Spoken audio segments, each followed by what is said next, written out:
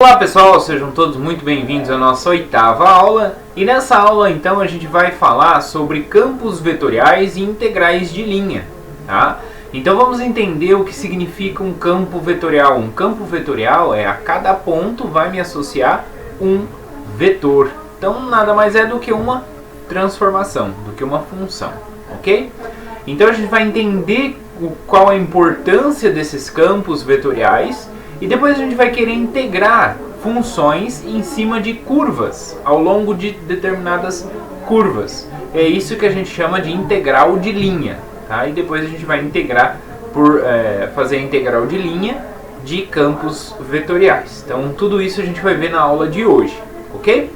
Então vamos lá. Para começar a gente vai falar então de um aspecto físico para a gente poder introduzir a questão de campos vetoriais. Então, lá da física, a gente sabe que se a gente deslocar uma partícula ao longo de um caminho reto, com uma força F constante, então essa é a força aplicada à partícula, certo? A força é constante, então todos os vetores todos os vetores F aqui estão na mesma direção e tem mesmo módulo, ok? Mesmo módulo, direção e sentido. O trabalho realizado por essa força é o produto da componente de F na direção e sentido do movimento. Então o movimento está dado nessa direção aqui que a gente denominou ΔR. Tá?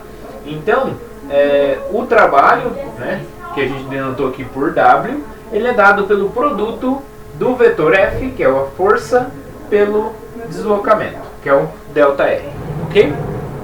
Então, aqui esse produto são produtos entre vetores. Produto entre vetores é o produto escalar que a gente está utilizando aqui, tá? Onde ΔR aqui é o vetor que vai da posição inicial à posição final. Então, é exatamente isso, né? Então, ele está percorrendo uma reta.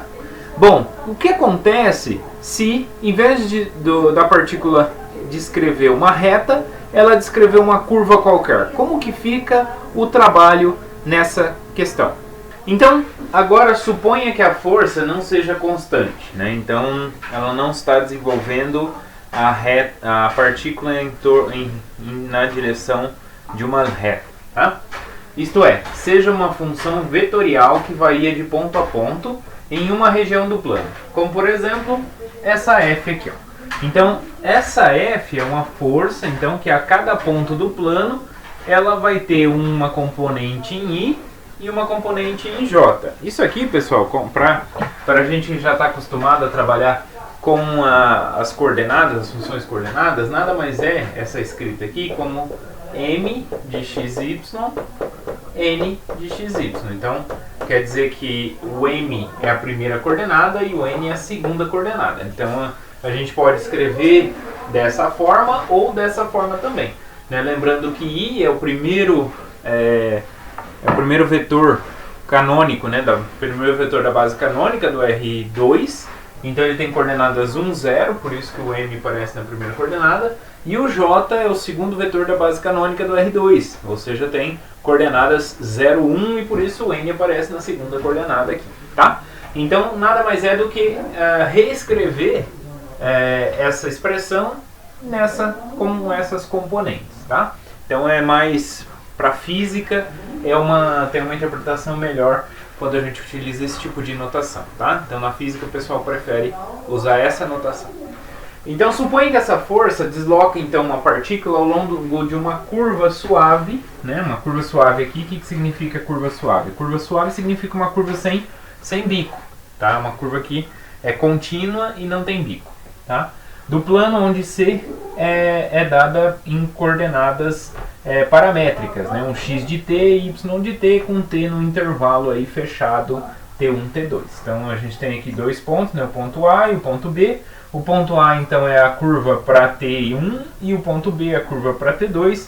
E aqui a gente tem o deslocamento da nossa partícula no plano através desta curva C. E aí a gente tem aqui, em preto, aqui essas setinhas, a nossa força F. Então, em cada ponto ela varia. Então, por isso que esses vetores aqui não são todos paralelos, né? Aqui.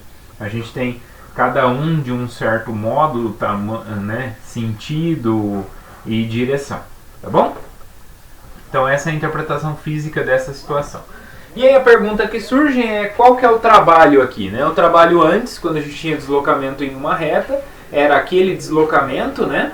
Produto interno com a força que era constante em todo ponto. E agora? Como que a gente pode calcular o trabalho, né? Essa que é a pergunta que surge aqui.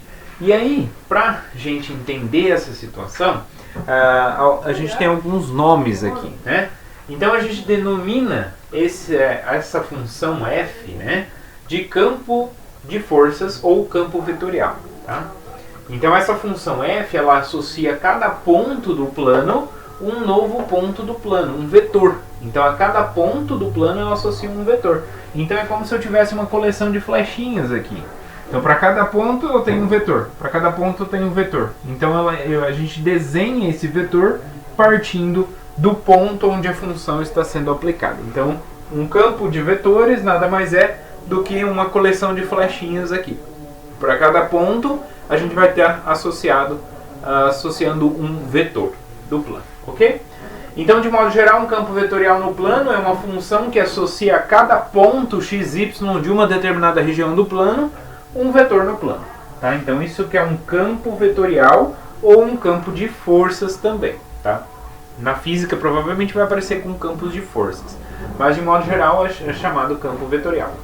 A gente tem também a definição de campo escalar. Um campo escalar é quando para cada ponto, ao invés de obter um vetor, a gente obtém um escalar. Simples assim. Então é uma função cujos valores são números, são escalares. Então, pessoal, todo campo escalar f igual que depende de x e y, né, um campo escalar no plano xy, ele determina um correspondente campo vetorial. De que forma? Que vetor associado a uma função escalar a gente sabe, a gente já conhece? O vetor gradiente. Então, para cada ponto, a minha função vai gerar um vetor, que é o vetor gradiente. Esse vetor gradiente, a gente sabe que ele se escreve como a derivada em relação a x, derivada em relação a y. Então, ele vai ser a derivada em relação a x na direção y, né? Então, a primeira componente, e a derivada em relação a y na direção j, né? A segunda componente, né? Então esse campo aqui é o que a gente denomina por campo gradiente. Então todo campo escalar tem associado a ele o campo gradiente, tá? Então nem todo campo gradiente é um campo de vetores. Quer dizer, todo campo, note que todo campo gradiente é um campo de vetores, que a cada ponto vai associar um vetor. Então todo campo gradiente é um campo de vetores. Mas nem todo campo de vetores é um campo gradiente, tá? Então fica de exercício aí para vocês pensarem em um exemplo onde eu tenho um campo de vetores, mas ele não pode ser dado como gradiente de uma função, tá? Fiquem atentos aí, ok? Agora, voltando então ao problema do trabalho realizado pelo deslocamento de uma partícula ao longo de uma curva, o que acontece? Se a curva for um segmento de reta horizontal, ou seja, dado por essa parametrização, então aí o trabalho vai ser dado pela integral de x0 a x1 do campo de forças, f de x, y0 dx. Né? Que na verdade isso nada mais é do que a integral sobre a curva C. Tá? Então a integral sobre a curva C da função r dr, onde esse dr aqui é o vetor elemento de deslocamento, vai depender do deslocamento, tá? No caso acima, vai ser um escalar por ser uma reta, né? Pois o deslocamento só ocorre na direção do eixo x, né? Uma reta horizontal, ok? Logo, somos levados em geral a trabalhar com integrais de funções de mais de uma variável ao longo de curvas. Esse C aqui não é uma região. Então essa integral aqui não é uma integral múltipla. O que a gente tem aqui é uma integral ao longo de uma curva. Então é uma integral de linha que a gente vai estudar na próxima sessão, né? Logo mais. Por enquanto, então, essa introdução que a gente fez agora foi para entender qual a importância desse tipo de funções, né, que são transformações do plano no plano, né, que são chamados campos vetoriais, e da onde vem a importância de se estudar integral de linha de campos vetoriais. Tá? Então vem aí de interpretações físicas para encontrar o trabalho do deslocamento de uma partícula ao longo dessa curva. Tá? O que a gente vai fazer na sequência é ver alguns exemplos de campos vetoriais. Então por enquanto a gente vai trabalhar com exemplos de campos vetoriais.